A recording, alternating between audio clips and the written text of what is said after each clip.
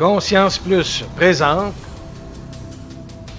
l'émission numéro 5, la CP 2017-03-11, avec Joël Droulez et en deuxième partie, Mathieu Leclerc. Votre présentateur, Denis Guy.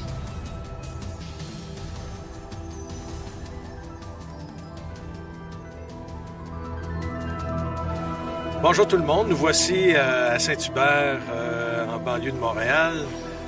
C'est au Québec, alors bienvenue tout le monde. Ici Denis Guy pour Conscience Plus. Je suis en présence de Joël Droulez. Joël est un chercheur au niveau psychologie. Comment on pourrait définir ça, Joël? Chercheur dans tout ce qui est paranormal, ésotérique, philosophique, oui. Métaphysique. Je te vois plus philosophique et métaphysique, finalement, dans les recherches que tu as faites jusqu'à maintenant. Oui, mais c'est parce que tu commences par n'importe quel côté et tu reviens à faire le tour de tout ça, finalement. Oui. Ben, en fait, la conscience, si on veut parler de conscience à un niveau en dehors de ce qu'on a tous les jours, je pense qu'on n'a pas le choix de faire le tour d'un paquet de concepts qui touchent le monde. Oui, parce que sinon, quand tu restes dans un concept, selon ma perception, tu risques de te laisser endoctriner par des connaissances, puis d'être trop catégorique. Alors, ça permet d'être flexible, de jouer dans plusieurs paramètres. Comme un chef d'orchestre, il faut qu'il maîtrise tous les instruments. OK. S'il fait qu'un instrument avant, ben, il sait très bien faire ça, un musicien. Mais lui, il sait tout faire. Alors moi, j'essaye de jouer comme un chef d'orchestre. Alors, au niveau de la conscience, qu'est-ce que, pour toi, c'est la conscience? La conscience, c'est d'abord ce qu'on absorbe au niveau des connaissances, pour commencer, parce que quand on débute, c'est des connaissances, de l'information. Et après, c'est de trouver la technique pour pratiquer des choses qu'on lit partout dans les livres ou qu'on ramasse. Et une fois qu'on expérimente quelque chose, on peut se dire que ça devient du savoir. Et ce savoir, ben, c'est à nous. Et ce qu'on sait, et si on le partage à quelqu'un, ça veut pas dire que la personne va savoir ce que je sais. Elle va prendre mon savoir comme des connaissances. Et c'est à elle de pratiquer des techniques pour arriver à ce niveau-là. Et quand tu arrives à des niveaux de savoir, puis de savoir-faire, ben, tu acquiers une certaine connaissance. Mais en termes généraux, les gens qui vivent tranquillement dans leur petit coin, en regardant la télévision, puis faire leur petite vie, là, ben, ils sont dans un état de conscience séparatrice parce qu'ils sont manipulés par le système de pensée. Séparatrice. Ouais. Vous savez, qu'est-ce que la conscience séparatrice? Ben, d'abord, c'est l'opposé de la conscience unificatrice. Unificatrice, c'est que toute l'humanité, c'est comme une grande fraternité.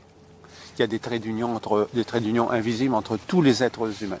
Okay. Tandis que la conscience séparatrice nous sépare dans l'individualité, dans la personne, puis surtout dans l'ego. Ça, c'est ce qui est vraiment dommageable, l'ego. Parce que c'est un excès, hein, toujours. L'ego, c'est un excès de personnalité. Okay. Et l'ego est orgueilleux parce qu'il a excédé dans sa personnalité de sa fierté. Et ça c'est devenu de l'orgueil. Okay.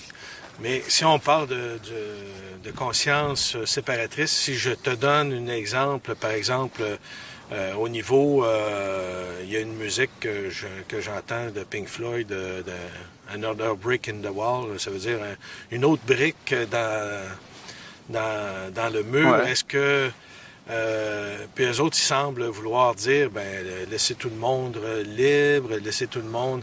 Est-ce que unificatrice, c'est d'avoir tout le monde la même chose, le même savoir, le même... c'est quoi que tu peux entendre par unificatrice et séparatrice? Ben, je reviens à ta question de Pink Floyd, oui. Qui met une brique dans le mur. Oui. C'est une brique de plus. Oui. Sur un mur. Ça ne veut pas dire que le mur, c'est une limite, c'est une construction. D'accord. Un mur peut être une limite, mais c'est une construction. Et puis la perception d'une personne qui est la brique, elle perçoit un événement d'un côté, une autre personne qu'elle n'est pas loin, le même événement, mais d'un autre angle. Alors chacun amène son petit morceau de miroir, comme souvent je dis. Quand on casse un miroir, tout le monde prend un morceau de miroir. Ah, il brille, c'est amoureux, il ne veut pas le partager. Ça, c'est l'ego. Mais c'est quand tu le remets dans le mur, tu reconstruis le miroir ou le mur, ben, tu reconstruis quelque chose qui est bénéfique pour la communauté. D'accord. Que le miroir, il ne va jamais briller comme il était avant, parce qu'il va être accolé, il est tout brisé, mais au moins, il risque de montrer quelque chose. Je te donne un exemple, puis tu me rectifies si je suis pas correct, là, mais ici on parle de conscience séparatrice. Est-ce que au niveau, exemple, de la langue, est-ce qu'au niveau des pays, des religions, des philosophies, est-ce que ça, c'est toutes des choses... Ça divise. Oui, c'est ça.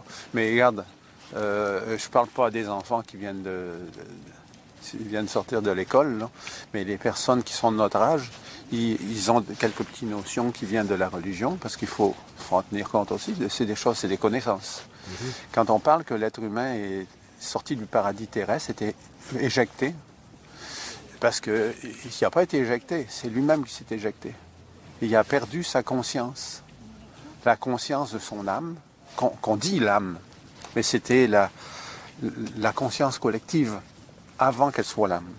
Il était déconnecté et il n'y avait pas besoin de langage. Et en même moment, il y a la tour de Babel qui s'était effondrée. Et là, ils ne se comprenaient plus. Et ils ont dû apprendre par des sons. Ils ont commencé comme des primates à faire des sons. Et ça a été le commencement des langues. Et une tribu a eu telle langue, tel son qu'ils voulaient. Ils ne se comprenaient plus. Est-ce qu'on pourrait dire que la tour de Babel était le départ, justement, de cette séparation-là, dans ce que tu dis?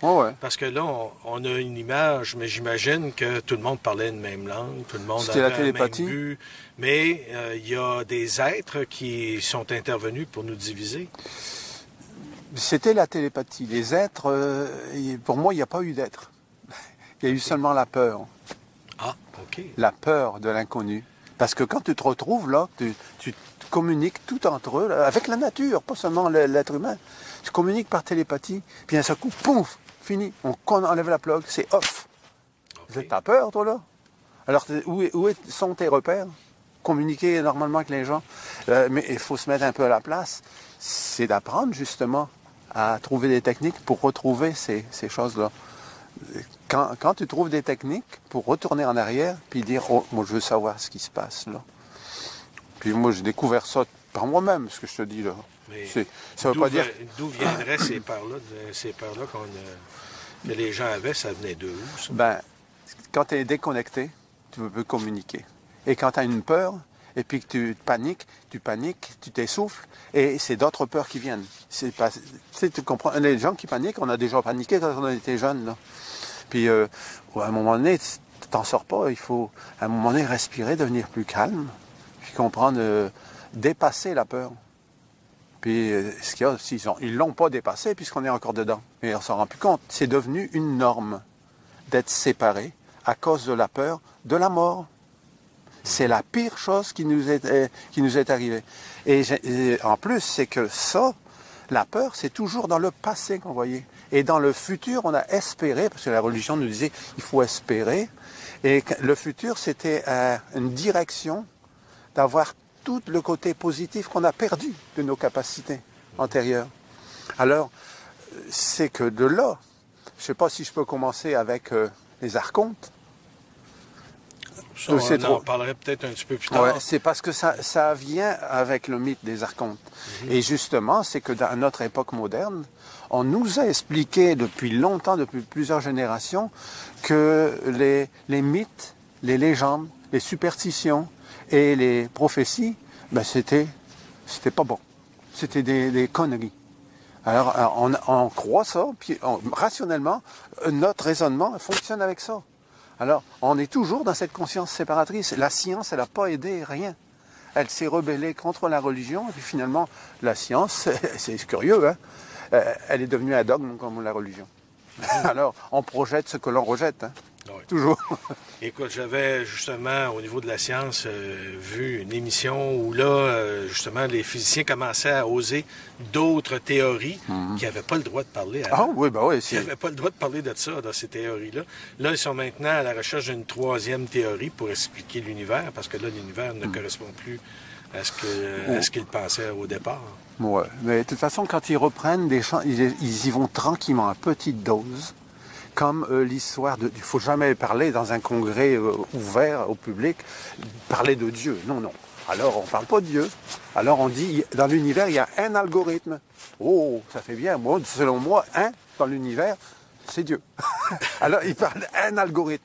Puis les gens pourront remarquer que dans les propos de la physique quantique, ils sont obligés de parler comme ça. Pourtant, eux, ils sont beaucoup plus ouverts que la science académique, hein. Ils sont obligés de parler comme ça.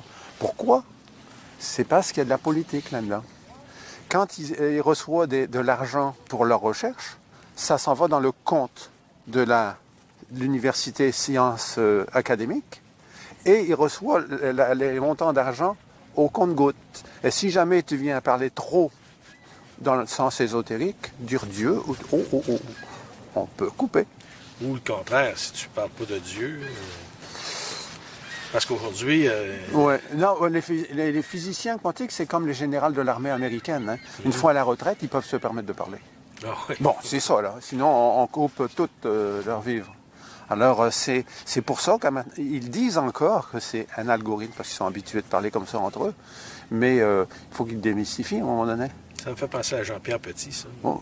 Oui, ben, il n'y a pas seulement que Jean-Pierre Petit, il y en a d'autres. Lui, j'aime bien Jean-Pierre Petit, parce que c'est un gars authentique. Comme Nassim Haramein aussi. Oui. C'est vraiment des gens qui sont des phares dans la physique quantique. Il y a eu aussi, je pense qu'il est décédé, Jean-Étienne Charon. Oui. Il est décédé. Hein? Oui, ça fait un bout. Oui, c'est ça.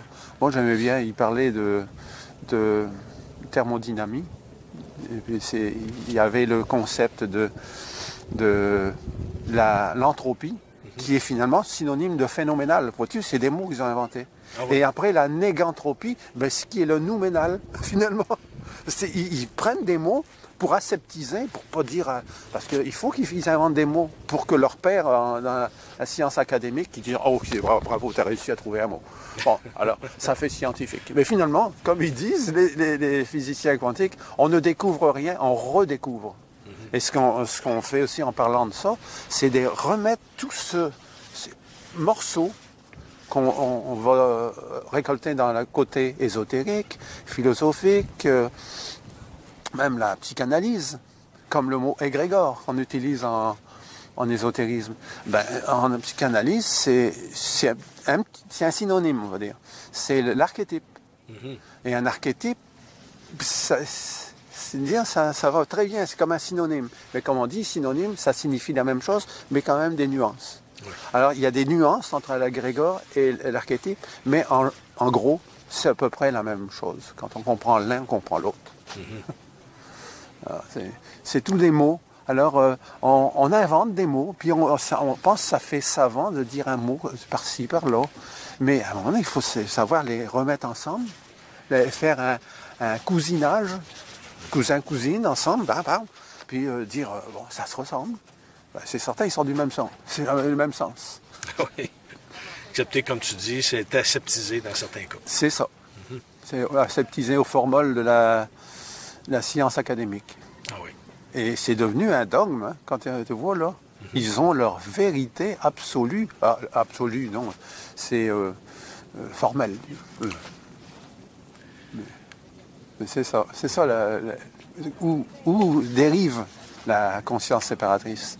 Tandis que la conscience unificatrice, c'est plus spirituel, c'est plus cool. On essaye de s'ouvrir, même si on ne comprend pas tout de suite, on ouvre notre esprit à une possibilité, au lieu de le rejeter carrément. Il y a des informations qui ne sont pas nécessairement des grandes connaissances, mais des informations, des brides, par-ci, par-là. On s'interroge, il a dit ça, ici, ça. Prenne note, tac, tac. Ben, cherchez, ce n'est pas des grandes connaissances, c'est des brides d'informations qui peuvent faire des connaissances, et puis à partir de là, on tombe droit dans un couloir où il faut expérimenter. Là ça veut dire expérimente, puis après ça, ta connaissance va devenir du savoir. Et tranquillement, ta conscience s'ouvre. Quand on découvre des choses par soi-même. On parle de connaissance, de conscience, puis de savoir. Le savoir, c'est quoi le savoir par rapport à la connaissance? Ben, comme je viens de le dire, c'est que tu expérimentes des connaissances. Et une fois que tu as fait la preuve pour toi-même, c'est pour toi-même, ça devient du savoir. OK. Donc, c'est acquis à ce moment-là, oui. C'est intégré. C'est acquis, mais c'est à toi, c'est propre à toi. C'est pour ça que tu sois témoin d'un événement que les autres n'ont pas vu. C'est seulement témoin d'un événement paranormal. Mais tu le sais, quoi. Tu sais très bien ce que tu as vu. Tu sais que tu n'as pas fumé, tu n'as pas pris de drogue ou de médicaments, parce qu'ils pourraient donner un effet psychotrope. Mais quand tu sais ça, que tu étais sain de corps et d'esprit, puis que tu as vu les choses, puis que les autres ne l'ont pas vu, tu le sais. Tandis que les autres le savent parce qu'ils l'ont entendu dire ou ils l'ont lu. C'est pas pareil. C'est loin d'être pareil. Une fois que tu as fait l'expérience, bien sûr, tu n'as pas utilisé une technique, c'est arrivé comme ça, par hasard, on va dire. Mais il n'y a pas de hasard. Quand une personne voit des choses comme ça, il y a des petites lumières dans la synchronicité qui se sont allumées, là. Crois-le, disons, prends ça, puis continue à faire ton chemin. C'est ça que ça veut dire. Tu as une petite preuve dans ton curriculum vitae, et puis vas-y avec ça. Mais moi, ça fait 28 ans que je fais... Bon, je ne sais plus. 28 ans que j'ai eu mon expérience, là. Oui. Ça fait plus de 20 ans, en tout cas. Ah, c'est intéressant, ça, cette expérience Ouais. Où tu es allé au centre de la Terre. Oui, ben c'est par dédoublement. Ouais, ça, Mais là... ça sera un ouais. bon sujet, ça, lorsque... Ouais, parce que c'est une longue histoire. Hein, parce qu'on ne peut pas partir ça comme ça ici, puis à un moment donné, il faudrait faire une émission juste pour ça. Au moins, une émission, un volet. Je dis une, peut-être deux même, parce que c'était assez... Oui, mais le dédoublement, là, c'est justement, là, c'est un autre état de conscience.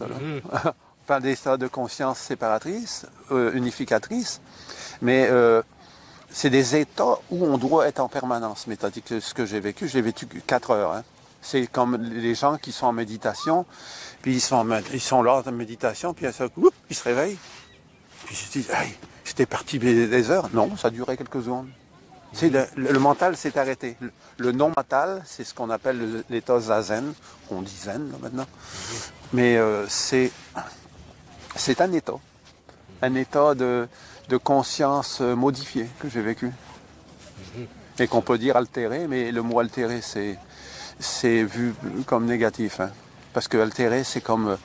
tu en as perdu un bout, c'est ça que ça voudrait dire. Ouais. Mais modifié, c'est que ta conscience est modifiée. C'est mieux ton rationnel a été coupé, bon, puis c'est fini, là. Là, il ne peut plus raisonner. Le mental, il est interdit. Puis là, tu as une vision, là, mais, où tes sens sont upgradés, là, mais tu ne peux pas savoir, tu ressens des choses juste en les regardant, puis tu communiques avec les choses. Des choses, des objets, hein. Comme on dit, les choses ont de l'esprit. Non. Les choses ont de la conscience. Ah ouais. L'esprit, c'est encore... Tu vois, le mot esprit, c'est un mot que j'aime pas quand on l'utilise un peu partout. Ça peut être de l'esprit de bottine aussi. Hein? Mais la conscience, t'en as partout dans un caillou, dans une feuille morte, un arbre, n'importe quoi. Il y a une conscience partout. Tout est fait, tout ce qui est matière, et tout ce qui est aussi antimatière, a une conscience. Mais quand tu es dans un état de conscience modifiée, tu communiques avec tout. Alors tu as réponse à tout. C'est comme si que tu te poses une question, puis en temps normal, puis tu attends ta réponse.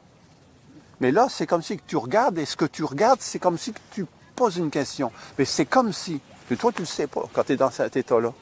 Et tu reçois l'information tout de suite. Et si les choses se présentent à toi, ils communiquent avec toi, puis tu comprends des choses, et puis après tu te dis, je vais essayer d'expliquer ça quand tu reviens à la normale. Mais quand tu ouvres les yeux, oh là là, le choc. C'est quand tu ouvres les yeux, puis tu dis, oh, dans quelle galère je suis. Je ne pourrais jamais expliquer ça. Quand ça m'est arrivé, là, Tu te souviens que je t'ai appelé, hein? Ouais. Et j'ai brassé, j'ai brassé la cage. Je n'appelais pas à l'aide, mais moi, je suis appelé à l'aide. Là. Ah ouais. Ben, c'est parce que ça brasse un peu les idées. Là. Ça brasse. Pour moi, ça n'a pas brassé. Pour toi, ça a brassé pas mal quand je te disais toujours c'est relatif. Ça choquait l'intellect. Ah ouais, Denis, Denis, quand je disais relatif, là, fallait de voir le non-verbal s'exprimer. De dire tu es en colère, là. Ah ouais, mais c'est comme une porte de sortie. Non, non, tout est relatif. Ah, plus je te répétais ça. Mais je te comprenais, hein. Je te faisais pas ça pour t'emmerder, mais c'est parce que la seule chose que je pouvais te dire, c'était relatif. Parce qu'il y a plusieurs façons de voir les choses. Mm-hmm. Puis les façons de voir les choses sont propres à chaque personne. Et c'est parce que chaque personne a son vécu, a fait ses propres expériences, ou elle n'a pas fait du tout. Mm-hmm. Mais c'est rare qu'une personne n'a pas fait du tout, parce qu'on en fait... Quand tu as vécu une épreuve dans ta vie, c'est parce que tu as vécu une expérience négative. Mais c'est justement une expérience négative à la suite d'une épreuve, il faut la transmuter. Mm-hmm. Et la transmuter, ça veut dire la rendre relatif. Et rendre relatif, ça veut dire philosopher. Arriver à trouver le côté positif dans le négatif et inversement. Mm-hmm. Pour toujours, avant de répondre à quelque chose, il faut toujours savoir que c'est relatif. Et dans quel sens que tu veux avoir la réponse. Mais quand tu es dans un état de conscience modifié, tu reçois l'information, bingo, qui te correspond. Elle est toujours bonne. Mm-hmm. Ouais. Alors, merci beaucoup, Joël. On va se reprendre un petit peu plus à l'intérieur parce qu'on est à l'extérieur, ça a l'air de rien, mais moins 4 degrés, on le ressent avec le vent. Là. Ouais. Mais il y en a quand même du soleil. Hein? Oui, moi je l'ai dans la figure. Ça fait du bien parce que quand on a commencé, le ciel n'était pas bleu. Hein? Alors, revenez-nous un petit peu plus tard. En attendant, j'ai des petites annonces à vous passer. Alors, allons-y. Merci.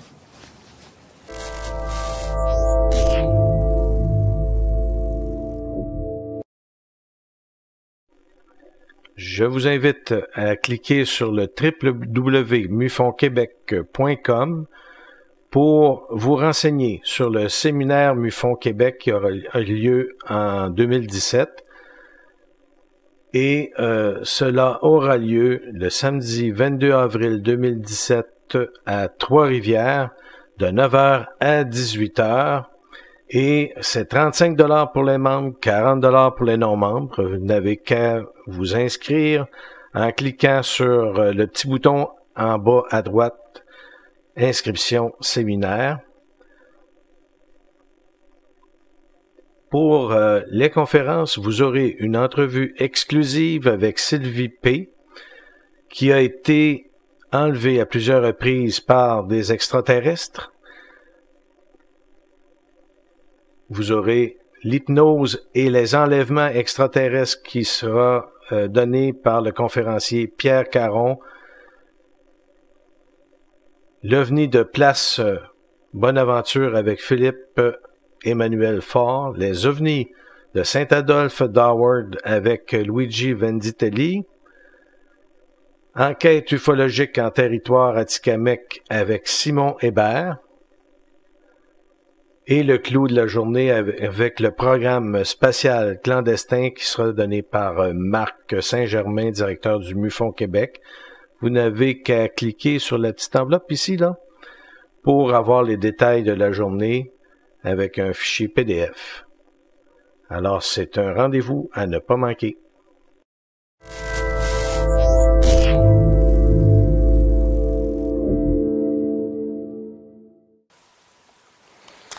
Bonjour, bonjour, bienvenue. Aujourd'hui, je suis en présence de Mathieu Leclerc. Mathieu est anthropologue et a fait ses cours à l'Université de Montréal. Oui, c'est ça. C'est ça. Tu voulais nous parler aujourd'hui de mysticisme. Ouais, mysticisme, mythologie ufologique. Oh, mythologie ufologique. Ouais, ben dans le sens que peu importe de savoir si les extraterrestres existent ou non, le discours sur les extraterrestres, lui, existe vraiment. Mm-hmm. C'est en ce sens-là que les extraterrestres existent pour vrai. Sans aucun doute, ils existent au moins par par le discours. OK, donc il n'y a pas de témoins de ça, des extraterrestres, on en voit pas. Oui, il y a plein de témoins, il y a plein de gens qui disent voir des extraterrestres, il y a plein de gens qui, de toute façon, t'en as rencontré, t'en as présenté aussi. Ça, c'est sans aucun doute, les gens, c'est vrai dans leur vécu, ce qu'ils disent avoir vécu, des visions d'extraterrestres, des choses comme ça. Mais ça, c'est malheureusement, on peut pas le prouver hors de tout doute. Effectivement, les scientifiques vont essayer d'avoir vraiment une preuve, ils voudraient l'avoir, le capturer et tout, mais il paraît que certaines personnes, ou de l'armée américaine, exemple, qui ont réussi à avoir des êtres extraterrestres, oui, il y a des vivants vidéos. et morts. Oui. Il y a des vidéos, mais encore là, on ne sait pas si c'est un hoax, on ne sait pas si c'est vrai, on ne sait pas. Autour de, justement, de l'ufologie, il y a plein de choses qu'on ne sait pas. Il y a plein de choses qu'on pense savoir, plein de choses, mais ça fait partie du mythe, ça fait partie de l'ambiance mythologique de l'extraterrestre, de pas savoir, puis de finalement se sentir dans une ambiguïté entre le réel et le fiction. OK. Parce Comment expliquer d'abord les gens, on dit qu'aux États-Unis, exemple, il y a plusieurs millions de personnes qui ont vu des extraterrestres. Des ovnis ou carrément des extraterrestres? Carrément des extraterrestres. Ou même des gens qui ont vu des personnes de type reptilienne. Ouais. On entend beaucoup parler de ces choses-là. Là. Mm-hmm. Alors, comment il faudrait se poser comme question, c'est pourquoi est-ce que les médias occultent ces nouvelles-là? Oui. Mais pourquoi on en entend tellement parler dans la science-fiction? Mm-hmm. C'est là où dans le discours il y a une ambiguïté, il y a un manque d'information, un manque de sensibilisation. Alors, qu'est-ce qu'on devrait voir là-dedans? Est-ce que tu as une idée comment on peut analyser ça? Comment on pourrait arriver puis comprendre que certaines personnes voient des extraterrestres? Comment expliquer que certaines personnes ont vécu un enlèvement ou on nous raconte qu'ils ont vécu un enlèvement? Il y a des gens que sous hypnose, ils peuvent raconter exactement ce qui s'est passé. Mm-hmm. Alors, et uniquement sous hypnose? Non, pas uniquement. Il y en a qui le rapportent là, directement. Là. Ils ont été poursuivis par un objet et puis tout d'un coup, ils ont été enlevés. Là. Mm-hmm. Mm-hmm. C'est des témoignages tellement personnels. Mm-hmm. C'est des choses qui sont personnelles aux gens. Puis c'est ce qui fait en sorte que c'est ambivalent, encore une fois, parce que le sujet, jamais l'extraterrestre ou la manifestation surnaturelle ou le phénomène ou la déportation ou va se faire en le voulant. Ça va arriver par surprise. C'est pas un phénomène prédictif. On pourra jamais dire cette chose va arriver dans 5 minutes, dans 20 minutes. On peut pas savoir ça. OK. C'est pas prédictif. Effectivement.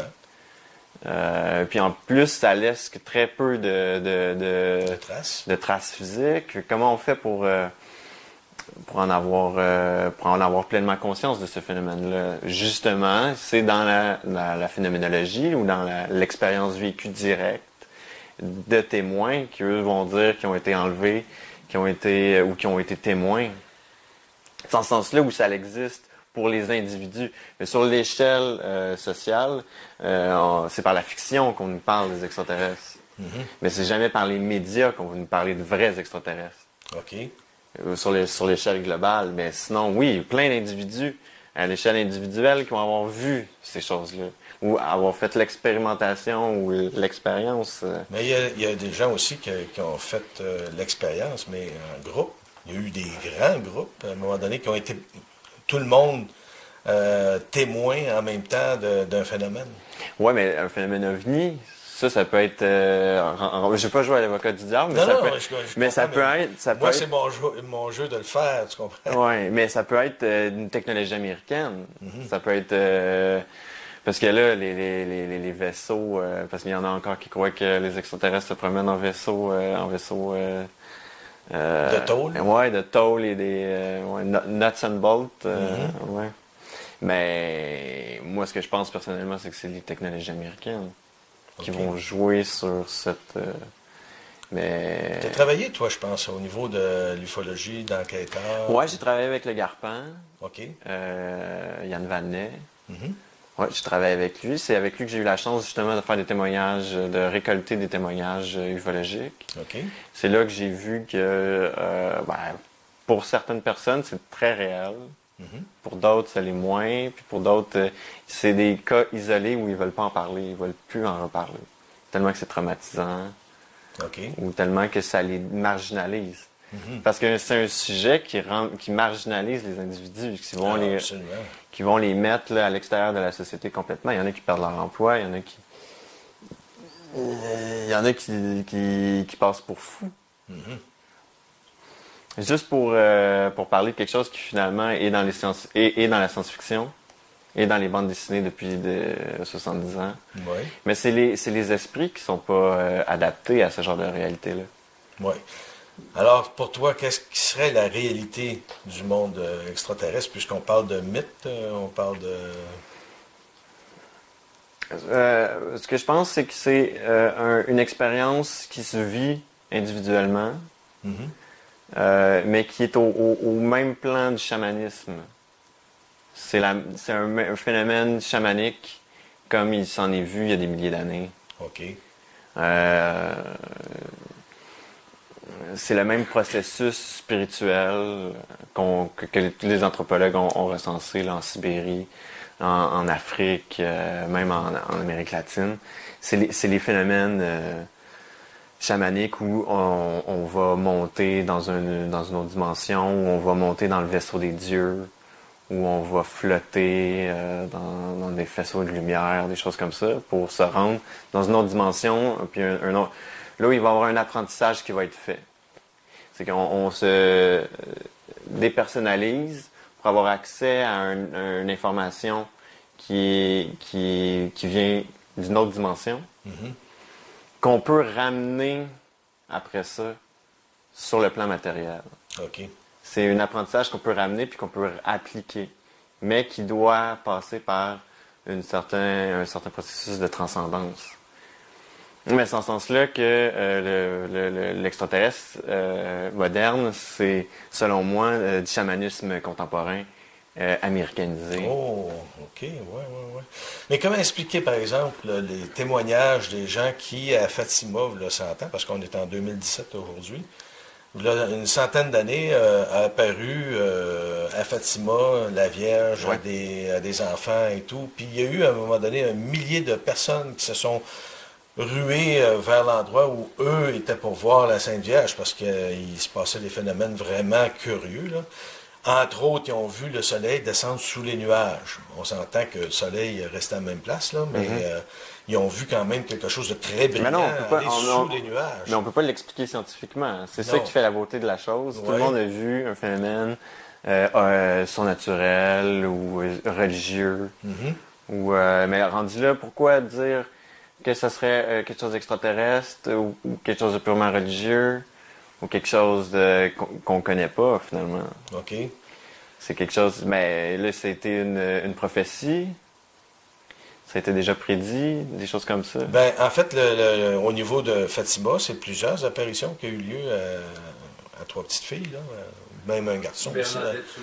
Et il y a eu cette apparition-là qui leur avait été faite de la Vierge et tout. Et puis là, on se retrouve avec des gens qui sont venus par milliers voir ces jeunes-là rencontrer la Vierge. Puis finalement, ils ont vu un autre phénomène carrément différent. Là. Sur place, là, ils ont vu vraiment, comme eux autres, ils ont interprété ça comme étant le soleil sous les nuages. Mais c'est sûr qu'il y avait un phénomène physique là, que tout le monde voyait. Mhm. Mais comment arriver, en tant qu'anthropologue, à un mythe qu'on dit être un mythe, là, le mythe des extraterrestres? Le mythe, il s'enferme pas dans un seul événement comme celui de Fatima. Et ce mythe-là a été inventé par la science-fiction, par la culture populaire, mais aussi par les témoignages des individus. C'est surtout ça qui rend la chose paranormale ou Mythique. ouais, mythologique dans le sens oui, parce qu'il y a des vraies personnes qui disent l'avoir vécu cette chose-là, cette rencontre-là ou cette période de transcendance-là. Sauf que moi, ce que je pense, c'est que on va appeler ça extraterrestre ou enlèvement extraterrestre, parce que c'est justement à cause de la science-fiction qui nous donne les outils pour penser le futur ou penser l'extraordinaire. OK. C'est la science-fiction. On va s'appuyer directement sur la science-fiction pour parler de mythologie qu'on parlait il y a des milliers d'années. Fait que je pense que l'extraterrestre en tant que tel est une forme de modelage culturel. OK. Donc, ce serait une autre réalité que celle qu'on pense. Ouais, carrément. L'extraterrestre qui vient nous chercher pour nous enlever ou pour nous... Ben, il vient nous chercher pour nous enseigner des choses. Mais là, de dire que c'est un extraterrestre, un humanoïde ou des time travelers, rendu là, on sait pas. Fait que c'est pour ça que il faut se garder certaines réserves. Surtout si on veut déterminer le phénomène. Parce que expliquer qu'est-ce qu'une personne a réellement vécu, ça c'est un témoignage. On peut pas juger d'un témoignage, mais malheureusement les gens le font, là, c'est pour ça qu'il y en a qui perdent leur emploi et qui sont marginalisés à cause de ça. Mais c'est lié à cause de la peur. De ne pas savoir, puis la peur que quelqu'un ait vécu quelque chose d'étrange puis que ça soit contagieux. Mais c'est parce que... Pourquoi les gens ont peur? C'est parce que ils veulent pas être contaminés de cette perspective-là. On préfère voir l'extraterrestre dans la science-fiction comme étant un allié de l'humain ou un protagoniste, mais avec un rôle très clair. Un rôle presque comme un elfe ou comme un gnome. Mais on veut surtout pas se sentir personnellement en relation avec, comme s'il faisait partie de nous-mêmes. Parce que si ce serait le cas, on l'accepterait beaucoup plus facilement. C'est la raison pour laquelle les exorcismes sont plus populaires, c'est quelque chose de plus accepté. Même si c'est encore marginalisé. Oui. Puis encore là, l'exorcisme, c'est encore un autre phénomène qui est difficilement explicable aujourd'hui. Oui, c'est un rite de possession. Un rite de possession. Ouais, c'est ça. En gros, c'est ça. Mais moi, je pense que c'est un mythe pour cette raison-là. Pour la raison que... Comment voir le phénomène? Le phénomène, il existe en lui-même. Il existe parce que c'est un discours, c'est un mythologique. De la même façon que il y a des mythes moyenâgeux qui existent encore avec les fées, les elfes, toutes ces... mais derrière le symbole de la fée ou de l'elfe, il y a des figures éternelles comme les Melchizedek, les éternels en eux-mêmes. Un elfe, c'est quoi? C'est quelqu'un d'éternel. C'est comme un Melchizedek, c'est comme un être supérieur éternel, mais qui est repris dans un conte fantaisiste, mais qui est pas si fantaisiste que ça, parce que finalement, il décrit une cosmologie spirituelle des pays scandinaves, ou puis même celtiques. C'est des religions paganistes qui par la science-fiction, ont réussi à survivre. Puis aujourd'hui, avec la futurologie, on s'est créé un futur fantastique. Ce qu'on vit aujourd'hui n'est plus basé sur le passé, mais va être basé sur le futur. L'extraterrestre doit forcément être futuriste. C'est pour ça qu'on s'imagine qu'il va être dans des vaisseaux que les humains vont inventer dans le futur. Mais c'est un non-sens. C'est un non-sens parce qu'on peut pas imaginer. C'est là où, finalement, l'extraterrestre, ce serait l'espion caché américain. OK. Parce que c'est l'humain du futur. Mais l'humain du futur qui vient nous enlever pour nous dire un message, ça, c'est un time traveler. C'est un voyageur dans le temps. Puis il y a de tout, hein. Quand on parle du phénomène de l'ufologie, il y a de tout. On voit les time travelers, on voit les êtres extraterrestres du futur venir nous voir ici pour nous dire que dans le futur, pour éviter certains problèmes, l'humain devrait faire telle chose, devrait laisser tomber telle chose. Alors, je pense c'est un amalgame de tout ça. Ouais. Mais de tout ça. Mais là où c'est vraiment intéressant, le phénomène, c'est dans le vécu personnel. C'est le rituel chamanique pur. Et c'est tellement pur que la personne qui le vit, c'est pas sur quoi s'appuyer pour expliquer ce qu'elle a vécu. Elle va utiliser la science-fiction pour se comprendre, pour se faire comprendre. Parce que sinon, elle serait pas capable de l'expliquer. C'est en ce sens-là. Parce que un chaman ou quelqu'un qui a des facultés ou qui est habitué de baigner dans ce milieu-là aura pas la même naïveté que quelqu'un qui a aucune idée de qu'est-ce qu'il a vécu. Mais je veux pas dire que c'est naïf là, de croire aux extraterrestres. C'est un langage contemporain, très élaboré, très complexe. Pour celui qui veut aller plus loin dans l'ufologie, c'est carrément une porte d'entrée vers l'occultisme. Vers les sciences occultes, les sciences anciennes. Pourquoi? Ben, à cause de ce caractère-là chamanique. Donc, en fin de compte, le fait qu'on n'ait pas une vision exacte de qu'est-ce que les gens voient, qu'est-ce que les gens ont perçu, puis le langage, si on peut dire, des romans de science-fiction, le langage, on voit Star Trek, on voit des films un peu partout.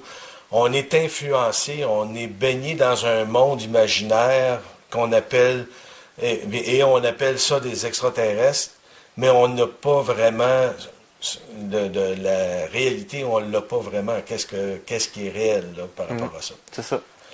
Fait que ça, c'est intéressant au niveau de ça. Mais il y a un phénomène quand même, il y a une réalité. Là, oui, ben oui. C'est cette réalité-là qui serait intéressant de voir vraiment qu'est-ce que c'est. Là.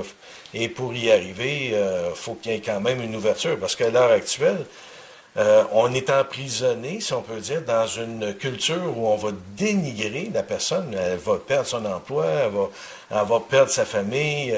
On voit ça à partir des films même. On voit ça dans les films comme de quoi que les gens sont ridiculisés et tout. Puis c'est le cas. On voit beaucoup de les gens se faire ridiculiser là, dans la vraie vie. Alors, il faudrait avoir plutôt un sérieux par rapport à tout ça, puis une science ou des scientifiques qui regardent ça, ou encore des gens dédiés à la fonction d'étudier le phénomène et qui nous en fait part aussi, qui nous donne la réalité des choses.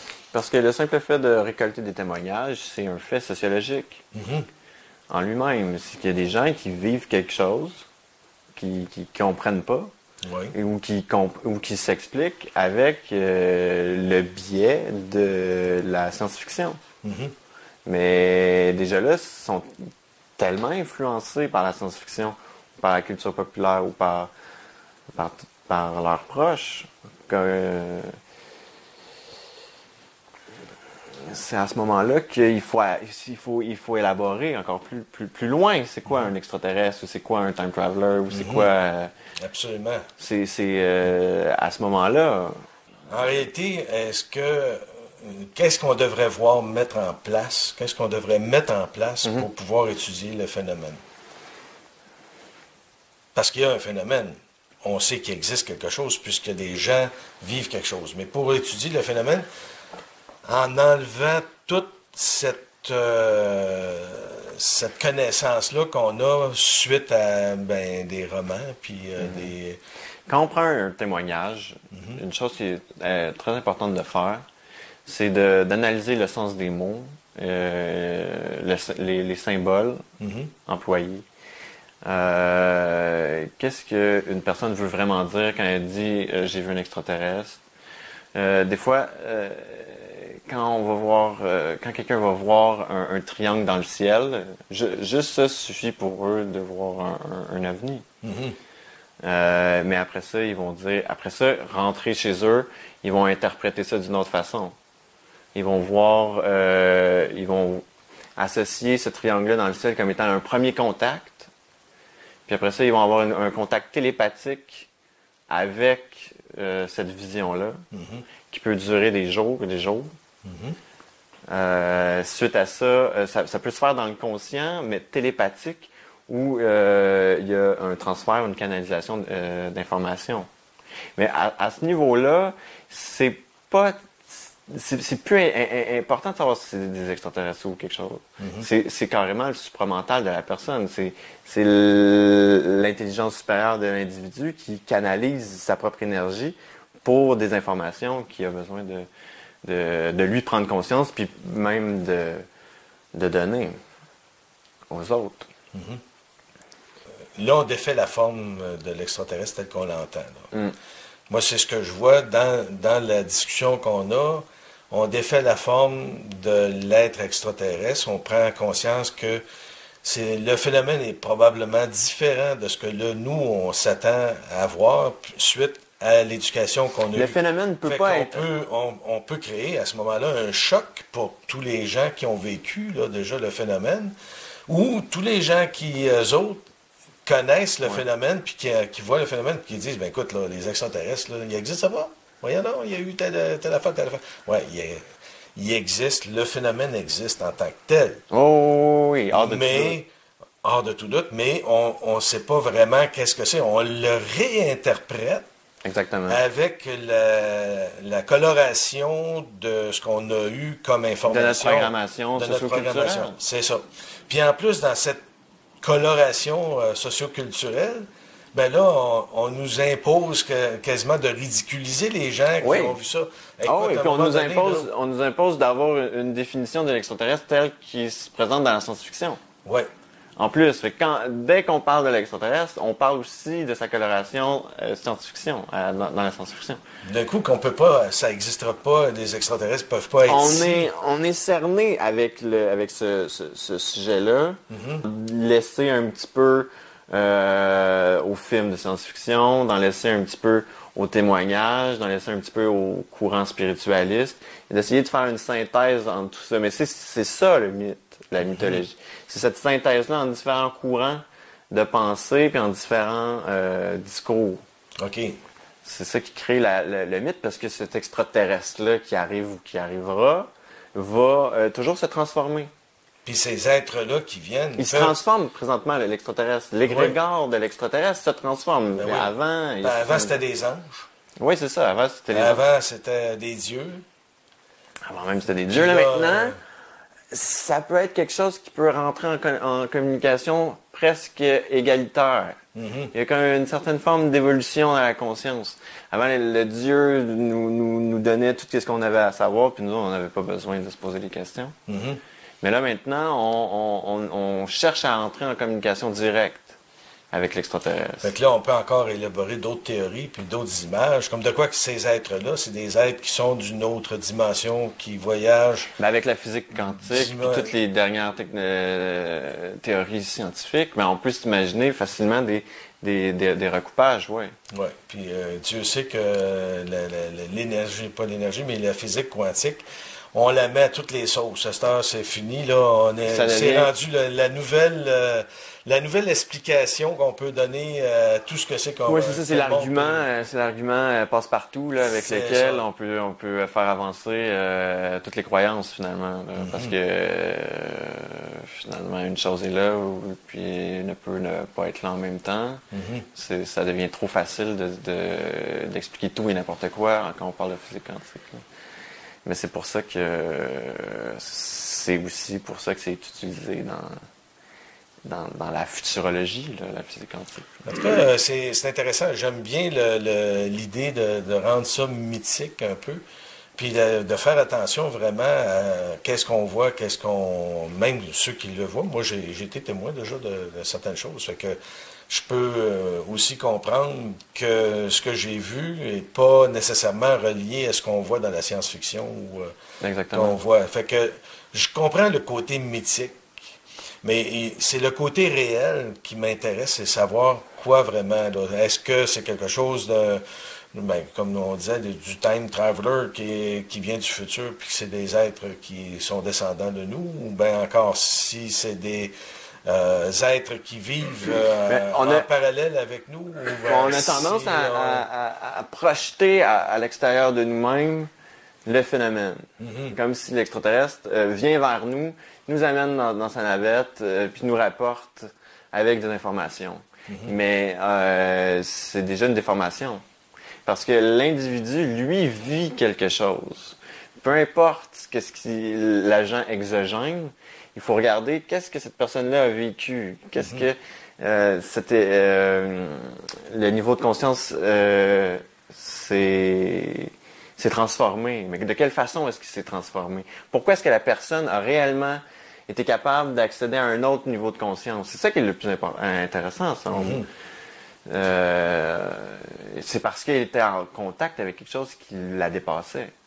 Quelque chose quand on est face à quelque chose qu'on ignore totalement, mais c'est là où est-ce qu'on va superposer des choses qu'on connaît déjà. Mais on va s'imaginer un paquet de choses. C'est là où l'imaginaire et le réel vont se toucher.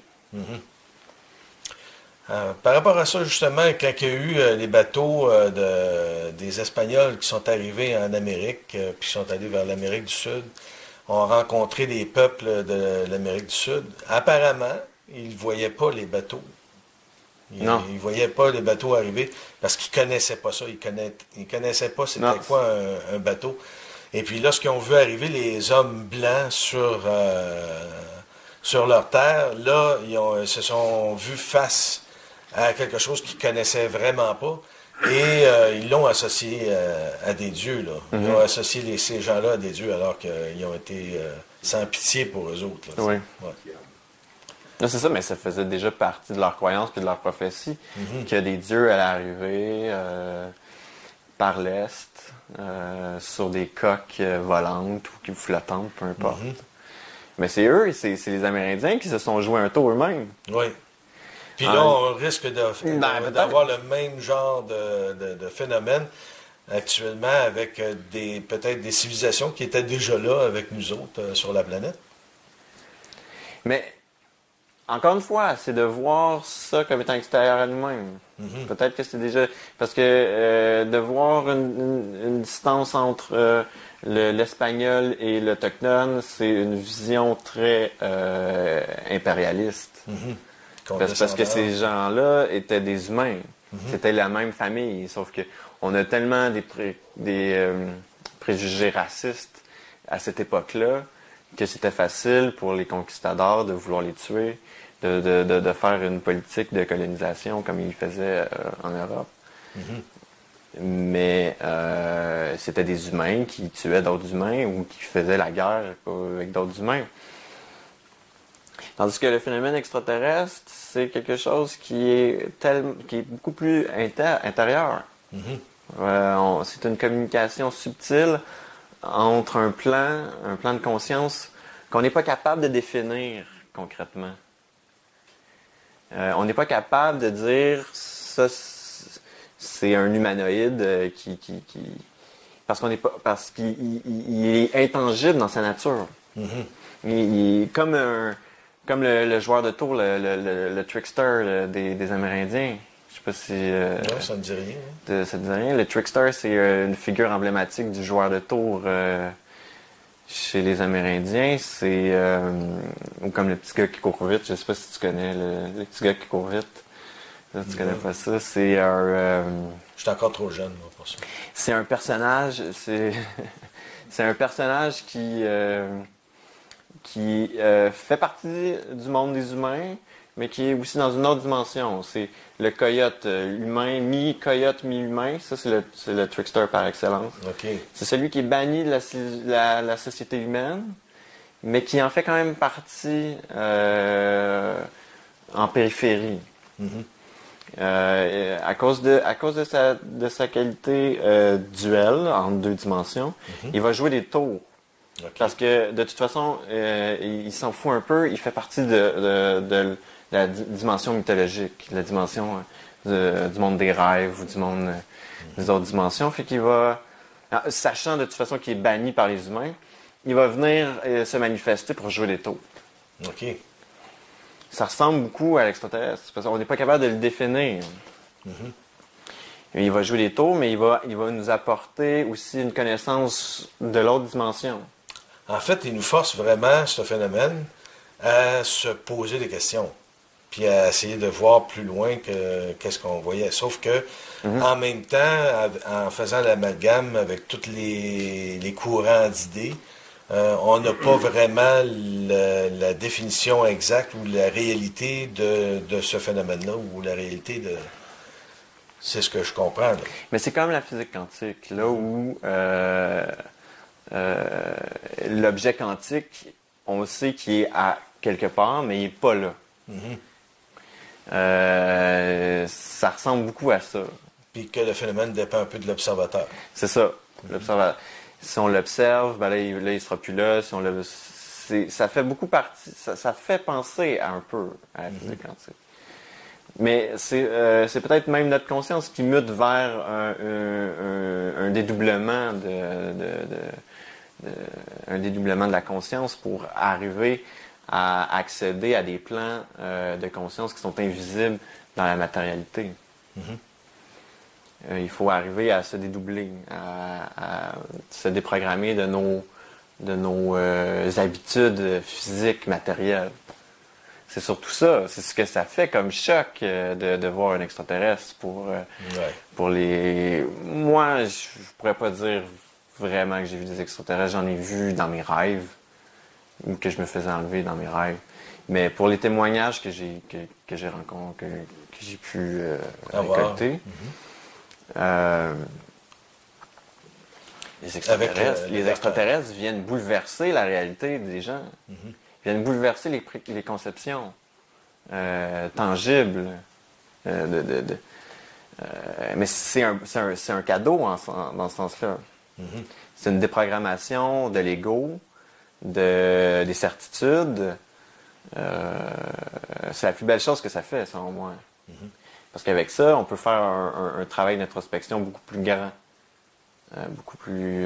moi, je l'ai vécu, mais par extension. Des témoignages. Parce que c'était réel dans ce que les gens disaient. Pour eux, c'était réel. Ou en tout cas, ils vont prendre la responsabilité d'affirmer que ça, c'est réel. Et c'est encore plus beau dans ce temps-là. Parce que, de toute façon, ils vivent vraiment quelque chose. Oui. Une redéfinition de la réalité. C'est ça le plus beau. Puis en même temps, on est dans une période de restructuration politique, économique. On est en fin de civilisation. La seule chose qui pourrait sauver notre mode de vie, c'est dans la futurologie, c'est si on réussit à trouver une technologie tellement merveilleuse pour nous empêcher de faire face à un crash boursier ou à un... Mais est-ce qu'on peut survivre à ça? On parle de fin de civilisation et tout. Mais en fait, c'est peut-être une réorganisation de notre civilisation qu'on va voir dans les... Ça ne veut pas dire qu'il n'y a pas de bouleversement assez sérieux qui peut arriver, mais j'imagine que tranquillement, on va glisser vers une nouvelle civilisation ou une nouvelle société, une nouvelle façon de fonctionner. C'est certain que là, épuiser du carburant ou de l'électricité ou le fabriquer de manière avec des éléments fossiles. D'une manière inconsciente, on le sait tous qu'on ne peut pas continuer dans cette direction-là. On ne peut pas se mentir à soi-même tant que ça. C'est peut-être même un mécanisme d'autodéfense Les gens enlèvent ça de leur conscience. Ouais, ils veulent pas voir. Ils veulent pas voir cette chose-là, fait qu'ils vont obscurcir. C'est ça, c'est le phénomène de l'autruche. Mais là, à un moment donné, ça devient tellement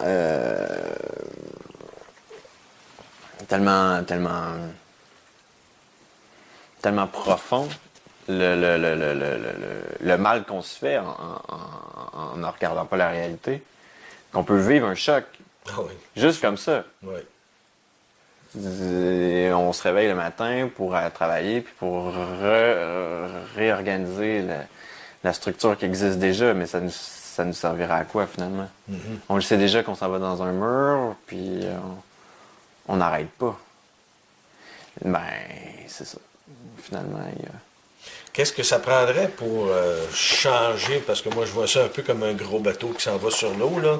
Puis que là, tout d'un coup, il faudrait faire un virage à 90 degrés. On ne peut pas le faire, le virage à 90 degrés. Comment amener le bateau à quelque chose de nouveau, à une autre façon de fonctionner, là? Parce qu'on est dans une société de consommation, puis on s'entend que cette société-là pollue énormément. À l'heure actuelle, ça prendrait une autre planète juste pour nourrir la planète qu'on a aujourd'hui, là. Maintenant, si on veut vraiment changer les choses, comment s'y prendre? Y a-t-il quelque chose qui s'élabore par rapport à ça? Ou comment on peut voir ça? Ben, par la mutation la transformation des consciences. Ben, justement, en essayant de penser à l'extérieur de la boîte, à partir du moment où on casse avec les préconceptions de notre société, déjà on peut se donner la liberté de penser à l'extérieur. En faisant ça, là, on peut arriver à d'autres réponses. Mais il faut déjà faire le travail de déconstruction. Ouais. On ne peut pas penser à l'extérieur de la boîte si on ne s'est pas déconstruit. Pour se déconstruire, penser aux extraterrestres, c'est déjà un bon début. Parce que c'est déjà accueillir une conscience supérieure chez nous. Comment on gère la conscience supérieure chez nous? On peut pas accueillir, on peut pas rentrer dans un temple les pieds sales. Il faut se nettoyer. Fait que si on veut amener les extraterrestres, sa propre conscience à un plan supérieur, eh bien, il faut collectivement ou individuellement faire un travail de purification. Ça, c'est certain. C'est ça. Il y a un gros travail d'éducation, je pense. Oui, c'est sûr. C'est sûr. Alors, il me reste juste à te dire merci beaucoup pour d'être venu nous parler aujourd'hui de tout ça. Merci. Merci à toi, Denis. Ben écoute, ça me fait plaisir. Et puis là, on va certainement se revoir et approfondir tout ça parce que on a touché à un sujet, là, mais mettons que on reste un petit peu sur notre appétit, là. On a encore un peu de développement à faire là-dessus. Mais justement, je pense qu'on est bien parti pour essayer de dégommer un petit peu là, le concept de l'extraterrestre, là, de la manière qu'on le voyait. Et puis, justement, avoir une ouverture d'esprit pour quelque chose d'autre. Comme on dit, faire de la place pour accepter une autre façon de voir ces phénomènes-là. Oui, exactement. L'extraterrestre, c'est un outil de réflexion. C'est une boîte à outils de réflexion. Okay. Pour penser à l'extérieur de la boîte, à l'extérieur du monde tel qu'on le connaît. Oui. En ce sens-là, on peut arriver à une réelle déprogrammation. Mais ça prend un choc, d'une certaine façon. Et le choc du contact extraterrestre, c'en est un. Ouais. Mais le choc de la réalité aussi, c'en est un. Le choc, il y a différents types de chocs. Alors, merci beaucoup, Mathieu. Merci. Au revoir. Alors, si vous avez des questions à nous poser, ben, n'hésitez pas à communiquer avec nous, à savoir à conscienceplus.com. Et on peut aussi nous voir sur le site Internet, pas le site Internet, mais le Facebook Conscience Plus 1. Ensuite, on a le site Internet www.conscienceplus.com. Alors, faites-nous parvenir vos questions, vos suggestions, et puis ça va être un plaisir de recevoir encore Mathieu parmi nous. Alors, merci beaucoup et à une prochaine. Au revoir.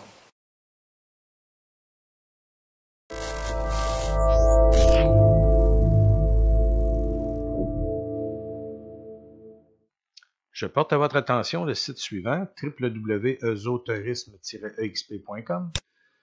Vous y trouverez les détails de la prochaine conférence qui aura lieu à Longueuil, à l'hôtel Sandman.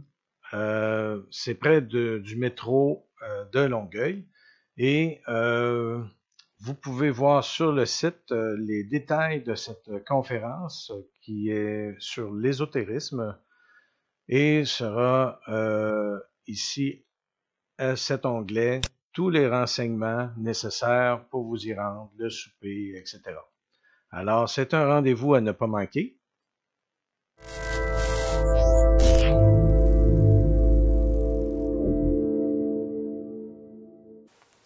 Bonjour, j'espère que l'émission vous a plu. Alors, n'hésitez pas et abonnez-vous à la chaîne YouTube. Vous n'avez juste qu'à vous faire enregistrer. Vous avez un petit bouton là, rouge là, dans le bas de l'écran. Alors, cliquez sur « Je m'abonne » et ça vous permet d'avoir un email aussitôt qu'une nouvelle vidéo apparaît. Maintenant, pour ceux qui m'écoutent à partir de Facebook, n'oubliez pas de presser sur le bouton « J'aime ». Merci. À la prochaine. Au revoir.